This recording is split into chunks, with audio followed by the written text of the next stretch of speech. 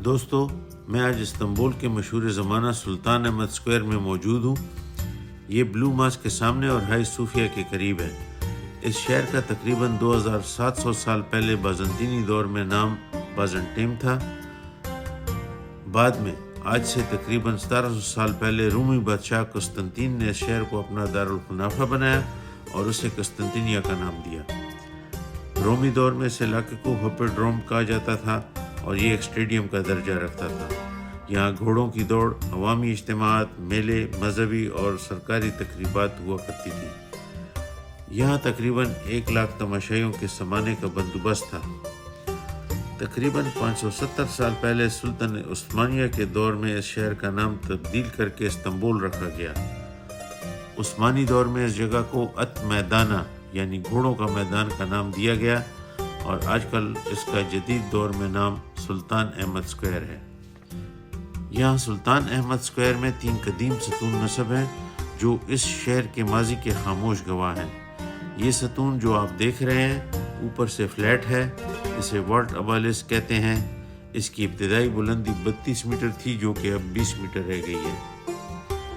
یہ ستون 10ویں صدی میں بازنطینی بادشاہ قسطنطین ہفتم نے تعمیر کروایا تھا۔ اس وقت یہ سونے اور پیتل کی پلیٹوں سے ڈھکا ہوا تھا جن پر شاہی فتوحات کی تصویریں کندہ تھیں، لیکن 1204 میں چوتھی صلیبی جنگ کے دوران ان قیمتی پلیٹوں کو لوٹ لیا گیا اور آج یہ ہمیں اصلی پتھریلی حالت میں بغیر ان پلیٹوں کے نظر آتا ہے۔ اسی اسکوائر میں ایک دوسرا نوکیلا ستون ہے جسے ابالسک آف تھیوڈوشیس کہتے ہیں۔ یہ ستون مصر سے یہاں لا کر نصب کیا گیا ہے۔ یہ ستون جب مصر میں تھا تو اس کی بلندی تقریباً 30 میٹر تھی، جبکہ اس کی موجودہ بلندی 25.6 میٹر یعنی 84 فٹ رہ گئی ہوئی ہے۔ اسے 15ویں صدی قبل مسیح میں فرعون تھوتموس سوئم نے تعمیر کروایا تھا۔ اس پر لکھائی مصری ہائیروگلف زبان میں درج ہے۔ اس لکھائی میں بادشاہ کی تعریف لکھی گئی ہے کہ کتنے کم عرصے میں اس نے ستون ادھر لگوایا۔ اس کے علاوہ ستون پر ہائیروگلف تحریر میں فرعون کی فتح، خداؤں کی تعریف اور اپنی طاقت کو بیان کیا گیا ہے۔ سلطان احمد اسکوائر میں کھڑا یہ پرانی کانسی کا بل کھاتا ہوا ستون سرپنٹ کالم 2500 سال پرانی ایک عظیم داستان سناتا ہے۔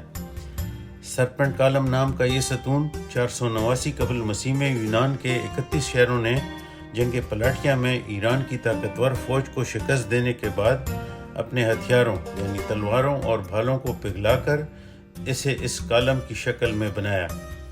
ابتدا میں اسے ڈیلفی شہر میں ٹیمپل آف اپالو کے پاس نصب کیا گیا تھا جو کہ ایتھن سے 180 کلومیٹر شمال مغرب کی طرف ہے، اور پھر بعد میں بازنطینی شہنشاہ قسطنطین اعظم نے اس ستون کو اسے یہاں منتقل کیا۔ یہ کانسی کا بنا ہوا ہے۔ اس کی اصل لمبائی 8 میٹر تھی جو کہ آج 5 میٹر باقی رہ گئی ہے۔ یہ کالم 3 بل کھاتے ہوئے سانپوں کی شکل میں ڈیزائن کیا گیا تھا۔ اوپر جا کر اس کے 3 سانپ کے سر تھے جس میں 2 کا تو ابھی کوئی علم نہیں ہے، لیکن ایک سانپ کا سر استنبول آرکیالوجیکل میوزیم میں رکھا گیا ہے۔ بلو مسجد کے سامنے سلطان احمد اسکوائر میں ایک خوبصورت فاؤنٹین لگا ہوا ہے جو کہ 1900 عیسوی میں جرمنی کے بادشاہ نے سلطنت عثمانیہ کو تحفے میں دیا۔ سبز رنگ کا 8 کونوں والا گنبد جرمن اور عثمانی کلمات سے مزین، یہ فوارہ دونوں ملکوں کی دوستی کی علامت تھا جو کہ جنگ عظیم میں جا کر سیاسی اتحاد میں بدل گیا۔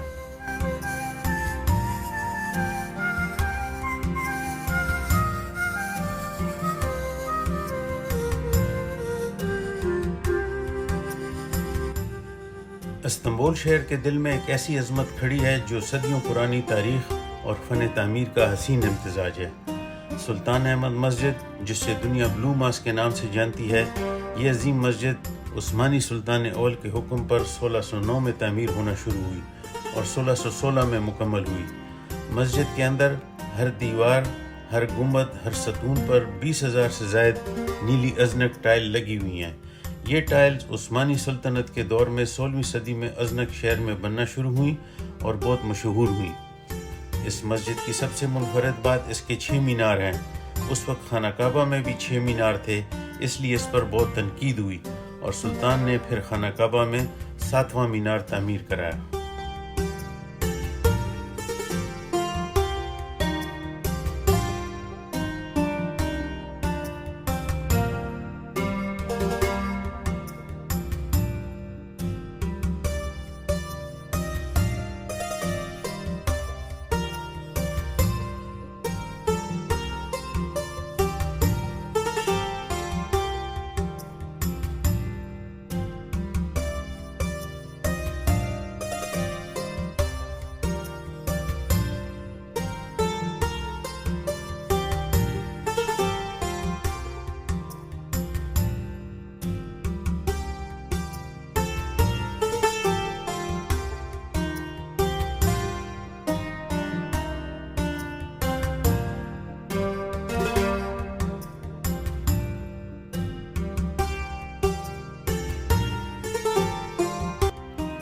جب سورج کی نرم روشنی نیلے گنبدوں کو چھو کر غائب ہو جاتی ہے تو بلو مسجد کی عظمت اور روحانیت اور بھی نمایاں ہو جاتی ہے۔